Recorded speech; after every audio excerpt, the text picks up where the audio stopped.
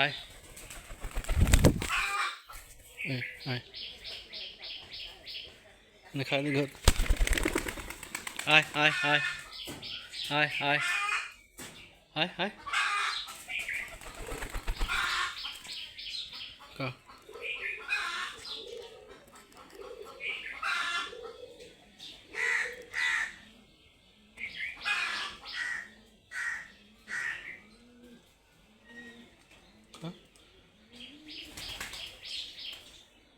আয় আয় আয় আয় আয়